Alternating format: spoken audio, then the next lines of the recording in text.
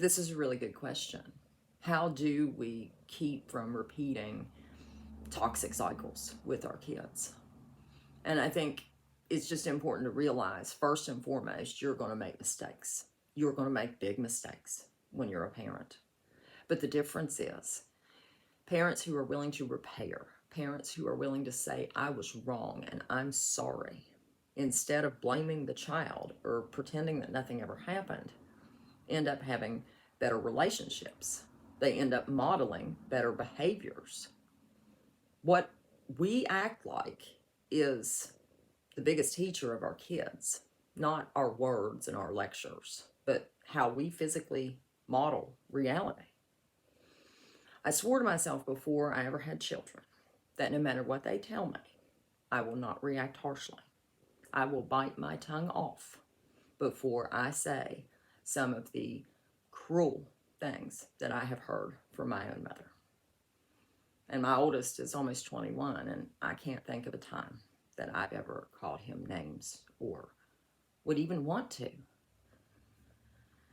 He and I get along quite well. I mean, I think we have a mutual respect. I think that's a big thing. Treat the child like they're a human and not a piece of property.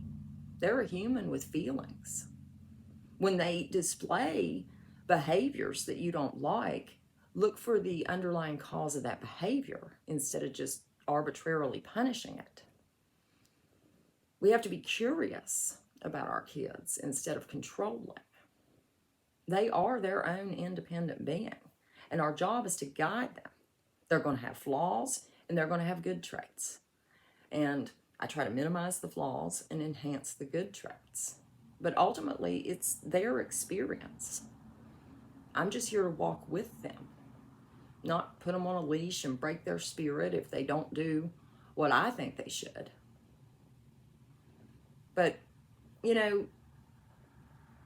just be willing to grow with them instead of being so rigid and set in your ways. We got to be adaptable.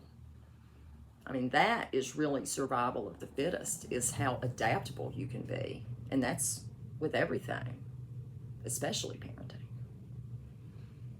But you'll do fine. The desire to want to do better is a huge part of it. I hope this helps. Have a good day.